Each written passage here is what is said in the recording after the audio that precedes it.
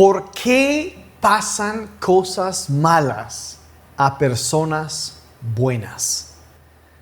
Esa es una pregunta que en algún momento todos lo hemos hecho y hemos pensado en eso, y aunque voy a ser honesto, yo no creo que pueda contestar totalmente la pregunta en este tiempo corto, porque incluso se han escrito libros y libros acerca de la cuestión del sufrimiento. Pero esa pregunta, ¿por qué? ¿Por qué existe el sufrimiento? ¿Por qué sucede todo esto? ¿Y por qué pasa? Y como digo, lo que quiero hacer ahorita es, aunque no pueda contestar totalmente, lo que sí quiero es algunos principios sencillos de la palabra de Dios que nos ayudan a formar una perspectiva bíblica acerca de la cuestión del sufrimiento. Y cuando pensamos o meditamos acerca del sufrimiento, casi siempre son dos preguntas clásicas que vienen a nuestra mente. La primera es esa: ¿por qué pasan cosas malas a personas buenas? Y también a veces nos preguntamos, bueno, ¿y por qué es que también pasan cosas buenas a personas malas?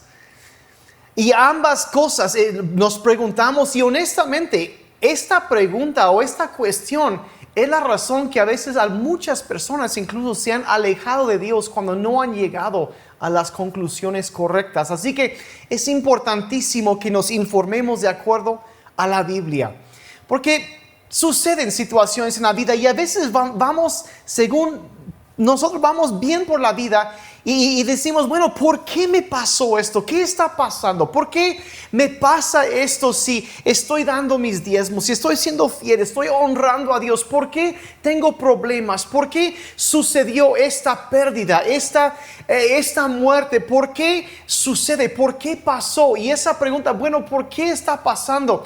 Y lo que quisiera hacer hoy es indagar un poquito en lo que la Biblia dice acerca del sufrimiento y lo que podemos aprender acerca de él. Y cuando se habla de sufrimiento, yo creo que el libro que más habla de esto en toda la Biblia es el libro de Job. Es justo antes del libro de Salmos y probablemente es uno de los libros más difíciles de entender en toda la Biblia, y a lo mejor el que menos leen muchos. Y básicamente la premisa es que este hombre Job era un hombre con mucho dinero, un hombre de muy alto nivel en su sociedad y muy respetado, y una familia grande, un hombre que Dios mismo hablaba de él y decía que no hay otro como él. Era un hombre ejemplar, un líder en su comunidad. Y el libro de Job nos relata de cómo un día Satanás, o el acusador, se presenta ante Dios, y Dios casi está presumiendo de su siervo Job. Dice, mira, hay nadie más como él. Y Satanás dice, pero Job, básicamente dice Satanás, es un convenenciero. Nada más te sirve y te honra porque le has bendecido. Y si quitas tu bendición y tu protección de su vida, vas a ver que él te va a maldecir. Y Dios dice, no va a pasar. Es más, si quieres puedes hacer todo eso, pero no lo puedes tocar a él, y vas a ver que no me va a maldecir. Entonces, a Satanás va y ataca a Job. Y en un día, Job pierde a toda su familia, excepto su esposa. Pierde a sus riquezas, su ganado, todo, sus casas se le vienen abajo, todo es destruido. Y Job responde y dice, Dios ha dado y Dios ha quitado, alabado sea el nombre del Señor. Y no maldice a Dios. Entonces, después Satanás va con Dios y Dios dice, mira, yo te dije que él no me iba a maldecir. Y Satanás dice, pero la razón que no te maldijo es porque no me dejaste afligirlo directamente a él en su cuerpo. Y si él se enferma y empieza a sufrir en su cuerpo, vas a ver que te va a maldecir. Entonces Dios dice, bueno, está bien, puedes atacarlo, pero no lo puedes matar. Fija un límite. Y entonces, pues Satanás va y aflige a Job terriblemente. La Biblia dice que estaba cubierto con ampollas y llagas en su cuerpo, y se estaba rascando y raspando para quitar las ampollas, todo lo que tenía, una aflicción terrible. Pero no maldijo a Dios.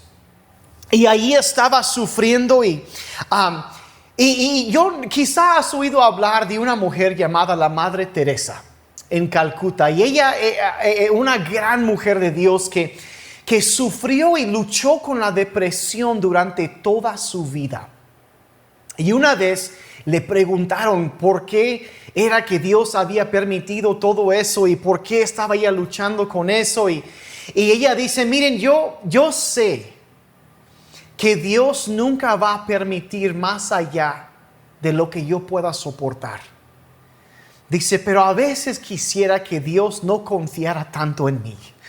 Y yo no sé si quizá en algún momento te has sentido así. Yo sé que Dios no va a permitir más de lo que puedo soportar, pero quisiera que Dios no confiara tanto en mí. O sea, como Job, yo quisiera que, aunque él no había oído este intercambio que sucedió en el cielo, pero yo quisiera que Dios no presumiera tanto de mí. A veces uno piensa que no confiara tanto y entonces Job está luchando y preguntando por qué está pasando esto, y en medio de eso llegan 3 de sus amigos a consolarlo.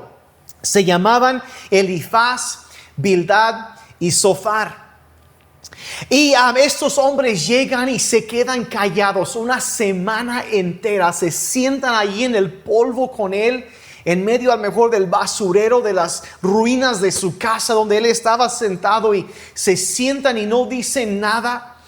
Y a veces está bien llegar y cuando alguien está sufriendo simplemente escuchar, no hablar tanto. Pero ellos querían consolarlo y tenían las mejores intenciones, y aunque quizá no lo hicieron tan bien, pero tenían el deseo de ayudarlo. Y entonces él empieza a quejarse: ¿por qué me está pasando todo esto y esto? Y cuestiona y hasta maldice el día de su nacimiento, y como que si deseara morir, pero pero nunca habla mal de Dios. Y ellos en todo esto, cuando después de que él se ha quejado por un rato, sus amigos empiezan a responder, a contestarle.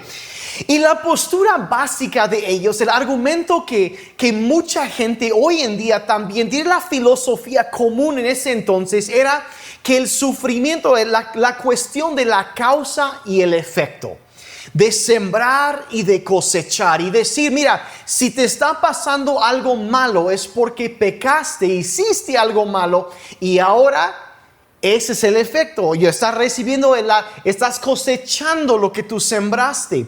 Y una y otra vez, y era muy común esa filosofía, y hoy en día también es muy común, de que la causa es esto y ese es el efecto y es la consecuencia natural. Y generalmente es cierto. Generalmente es cierto. Y los seres humanos a veces somos muy prontos, demasiado prontos, para hablar así. Job estaba de acuerdo con ellos. Sí, yo sé, dice, que el sufrimiento viene por causa del pecado, por causa de la maldad. Y entonces dice: pero yo soy inocente, dice Job.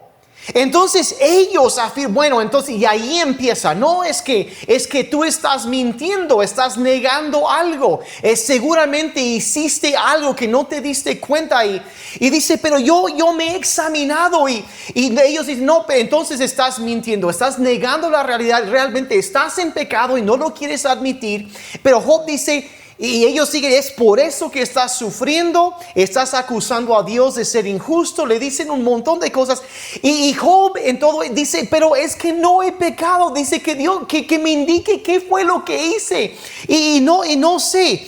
Y miren, esta idea es algo que nosotros tenemos muy metido en nuestras mentes muchas veces. ¿Cuántas veces no pasa que andamos manejando en la calle y ves un accidente de automóviles, y lo primero que pensamos no es cómo están las personas? Estamos pensando: ¿de quién habrá sido la culpa? Así somos los seres humanos. Así eran hace 3,500 años y así seguimos hoy en día. Tendemos a pensar como los amigos de Job: es que alguien está es que andaban mal. Y muchas veces es la primera reacción. Y voy a decir la verdad: a veces sí es cierto, pero no siempre es el caso. A veces sí, una persona sufre como consecuencia de su propia maldad. El hombre que: es que estoy sufriendo porque mi esposa me quiere dejar porque él la engañó. Bueno, él está sufriendo las consecuencias de su propia maldad. Es la consecuencia natural de la maldad. Y entonces no es de sorprenderse cuando vemos situaciones aquí así, pero aquí viene una paradoja. Aunque es cierto que muchas veces sí es el resultado del pecado, no siempre es el caso. No siempre es el caso. A veces cosas malas pasan a personas buenas. Y en medio de esto se empiezan a examinarse como Job y dicen, bueno, ¿qué está pasando? Y no encuentran una razón natural. No encuentran una lógica, no encuentran una respuesta. Y entonces lo que empieza a venir a su mente es la pregunta famosa de ¿por qué? ¿Por qué? ¿Por qué me está pasando esto? ¿Por qué pasó esto? ¿Por qué pasó aquello? Y estamos preguntando ¿por qué? ¿Y por qué? ¿Y por qué? Y mirando y examinando. Y a veces esa pregunta de ¿por qué? Te puede hundir si no encuentras una respuesta. Te puede hundir. Y obviamente si una persona está en una situación, lo primero que vamos a hacer es examinar y si hay algún pecado o algo donde hemos faltado la honra a Dios y no lo hemos tenido en primer lugar o alguna cosa y que nos vamos a arrepentir de eso y hacer un cambio y enderezar nuestra vida. Pero yo estoy hablando más de los casos cuando, y si es el caso ahí, necesitamos arrepentirnos y hacer los cambios necesarios. Pero ¿qué de los casos cuando no encontramos eso, donde no aparece y estamos, ¿qué está pasando? ¿Qué está pasando y por qué? Y empezamos a preguntar una y otra vez, ¿por qué? ¿Por qué? ¿Por qué? Y no encuentran la razón. Quizá la razón en que no encuentran la respuesta a esa pregunta. Y aquí es lo que quiero dar, la perspectiva bíblica del sufrimiento cuando no hay una causa aparente. Cuando buscamos la respuesta a esa pregunta, ¿por qué? A veces la razón que no encontramos la respuesta es porque estamos buscando en el lugar equivocado y estamos buscando en el pasado. Cuando la Biblia nos enseña que a veces el sufrimiento, como en el caso de Job, no se trata o no está relacionado con el pasado, sino más bien es como una preparación para el futuro. Donde es como sembrar una semilla difícil de sembrar en este momento, pero que después va a dar como resultado una cosecha de bendición, una recompensa especial de parte de Dios. Y quiero mostrarte algunos ejemplos de esto en la Biblia. Un día Jesucristo estaba caminando y se topó con un hombre ciego de nacimiento. Vemos la historia en Juan capítulo 9, verso 1 en adelante. Dice, al pasar Jesús vio a un hombre ciego de nacimiento. Ciego de nacimiento. Y sus discípulos le preguntaron, fíjense, Rabí, ¿quién pecó? ¿Este o sus padres para que naciera ciego? Entonces ellos tienen la idea, como dicen los judíos, creían que incluso los bebés desde el vientre de su madre podían pecar. Entonces decían, bueno, ¿quién fue quien pecó para que sucediera esto? O sea, ¿quién está siendo castigado aquí? Y esa es la idea. Muchas veces hoy en día así somos. Vemos una persona sufriendo y es la primera cosa que viene solamente, pecó seguramente. ¿Quién habrá sido? Y Dios lo está castigando a él o está castigando a sus padres. Por eso es la idea de ellos. Pero vean lo que responde Jesús. Dice, Jesús respondió, verso 3, ni este pecó, ni sus padres, sino que está ciego para que las obras de Dios se manifiesten en él. O sea que hay algo que Dios quería hacer y este hombre sí sufrió, pero su sufrimiento fue una semilla que se estaba sembrando para gloria a futuro. Había algo a futuro. Entonces no tenía caso mirar para atrás.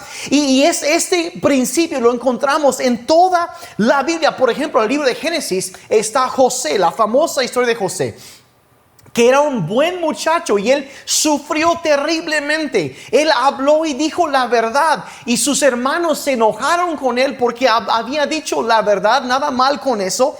Y fue acá, lo querían matar y decían mejor lo vendemos como esclavo. Entonces lo venden como esclavo.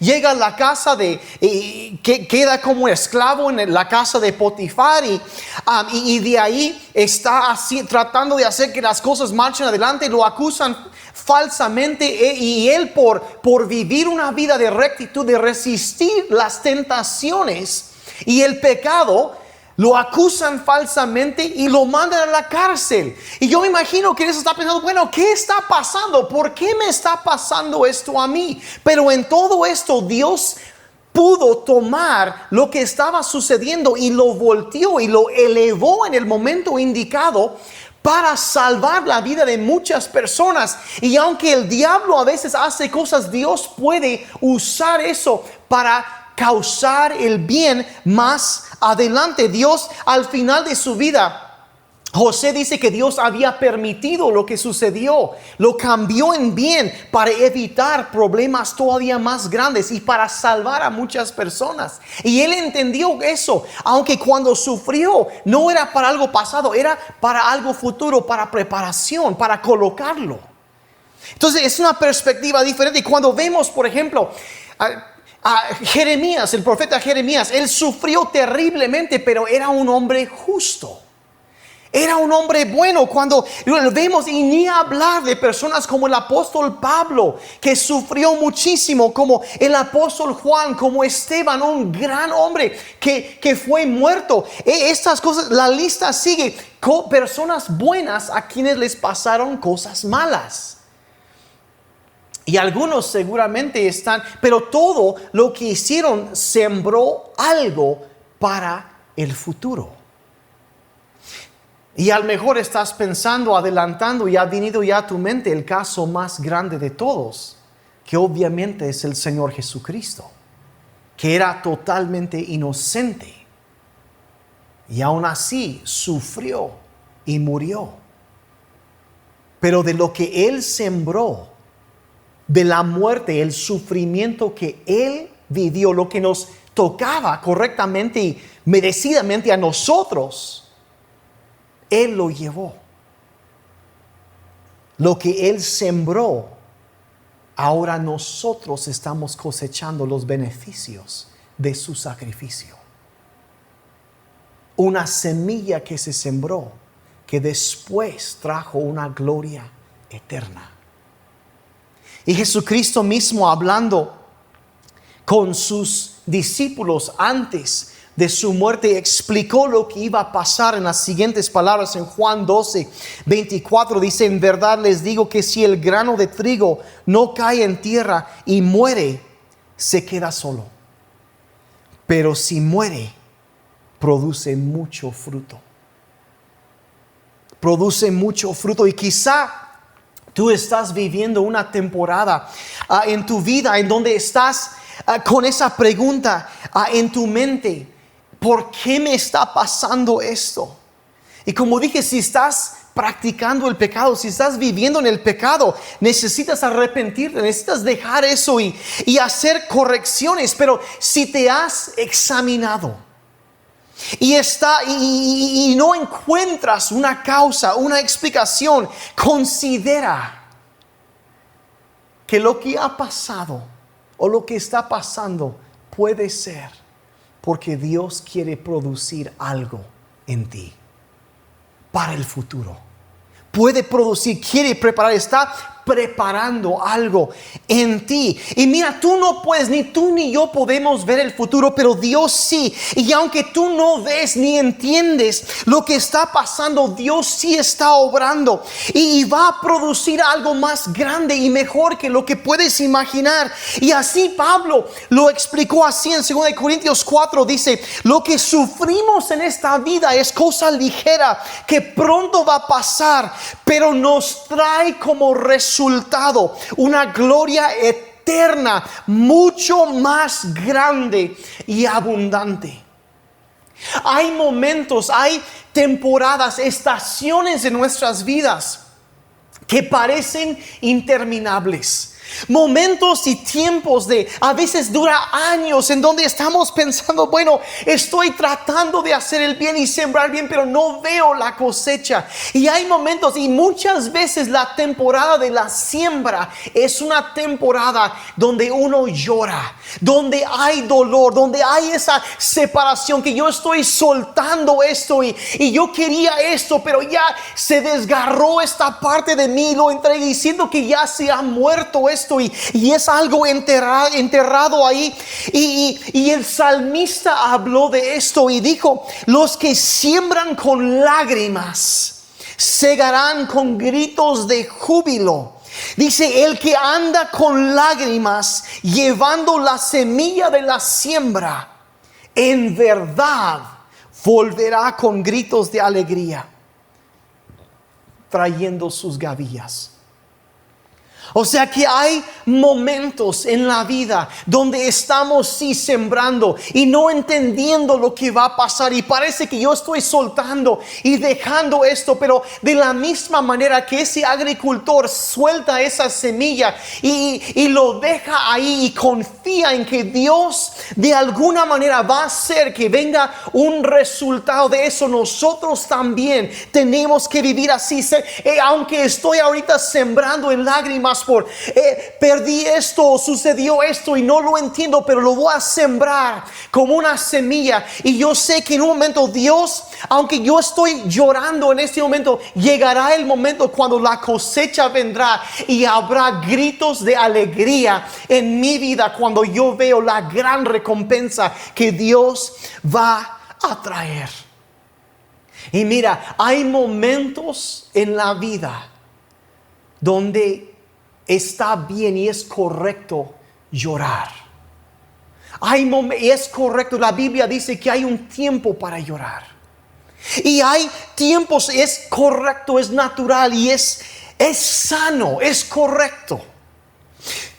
Pero debes saber que si has sembrado con lágrimas, llegará el momento cuando todo ese dolor que tú ahorita a lo mejor no entiendes, un día Dios lo va a usar y va a producir un gozo, una alegría, una sanidad en tu ser, una esperanza. Y después de haberte sanado a ti, haberte restaurado a ti, Dios también te va a usar para sanar y restaurar a otros. Regresando a Job, ya para terminar, Dios nunca le contestó a sus preguntas de Job. Es interesante, es más, ya para el final del libro, Dios se le aparece en un torbellino a Job y le empieza a hacer preguntas a Job. Y le hace un montón de preguntas, pregunta tras pregunta. ¿Dónde estuviste tú cuando yo puse las cimentaciones de la tierra? Y empieza a decir cosas que Job se va como que cuando alguien llega y te hace un montón de preguntas que no sabes cómo contestar, pues te sientes medio así como que medio tonto después. Y Job se quedó así y no podía ni contestar nada. Y se ha dicho que a veces la única respuesta que vamos a recibir es que no habrá respuesta. Pero Job llega al punto de entender que en este momento que Dios es Dios y Dios no tiene el deber de explicarse. No tiene que explicarse a nosotros.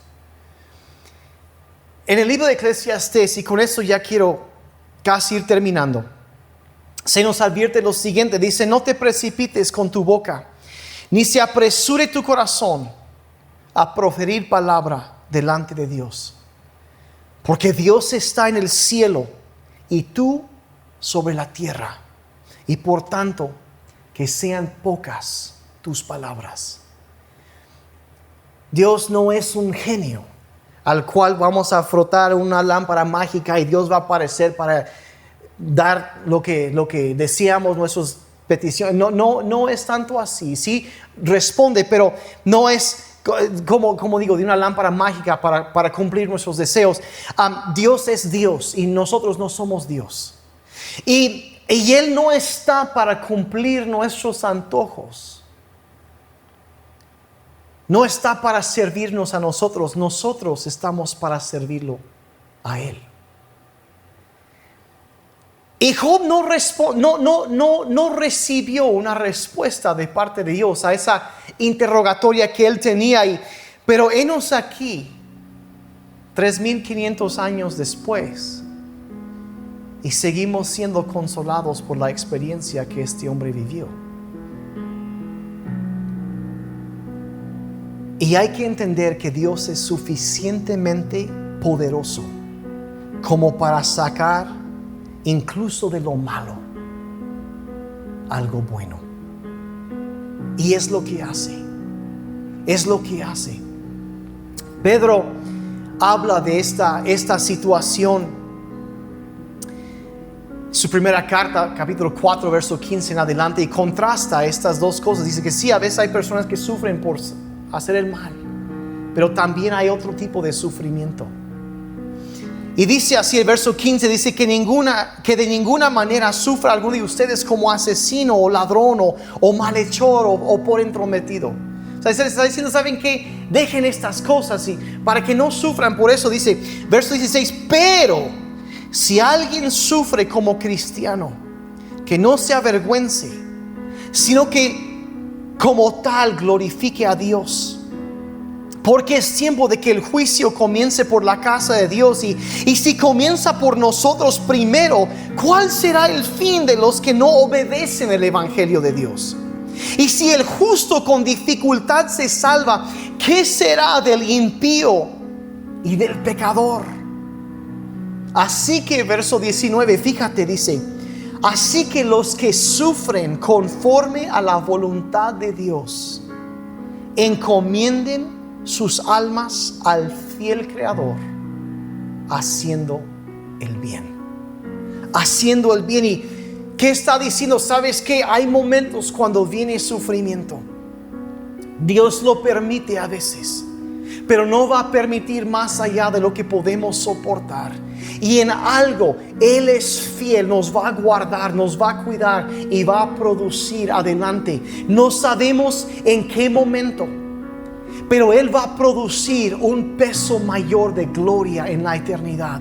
Quizá esa gloria mayor va a ser en esta vida. Puede que sea en unos días, en unas semanas, unos meses, unos años más. No sabemos. Pero lo que sí debemos entender es que en todo Dios sigue siendo Dios. Y sigue siendo bueno. Y nos sigue amando. Y de algo lo va a sacar y va a hacer de bendición. Difícil de ver en el momento, como lo era para Job, pero a veces hay que mirar adelante con fe y entender que Dios está obrando. Así que si has estado enfrentando dificultades, yo quiero orar por ti en este momento. Y Padre Celestial, yo desconozco la situación de los que me están oyendo hoy. Que están pasando. Yo desconozco, Señor, quizá el sufrimiento que han pasado. Y yo sé que no puedo contestar todas las preguntas, pero Señor, sabemos que no se puede y no se debe ofrecer una respuesta ligera, sin balance. Y no quiero minimizar tampoco el dolor, porque yo sé que es real. Pero Señor, en este momento lo que pido es que podamos, Señor, como Pablo decía, olvidar lo que queda atrás y mirar hacia adelante, puestos los ojos en Jesús. Y Señor, escogemos en este momento mirar hacia adelante cuando no encontramos la respuesta, no entendemos el por qué. Sabemos que nuestras vidas están seguras en tus manos y que tú estás obrando. Y Señor, rehusamos soltarnos de esa fe en tu bondad y en tu sabiduría, que aunque yo no entiendo, tú sí entiendes, y yo escojo descansar en tu sabiduría. Señor, ayúdanos. Padre, sabemos que y queremos decirte, Señor, que creemos que tú eres más que suficiente poderoso para transformar lágrimas en gozo, convertir tristeza en felicidad y convertir oscuridad en un nuevo amanecer. Y escogemos confiar en tu sabiduría, aunque en este momento quizá no entendemos. Confiamos, Señor, en que tú eres fiel y nos encomendamos en tus manos. Te pido, Señor, que nos des fuerzas para seguir, que tu Espíritu Santo nos ayude a terminar bien la carrera que tú has puesto delante de nosotros, Señor, y que en todo seas tú glorificado en nuestras vidas. En el nombre de Jesús. Amén y amén. Amén.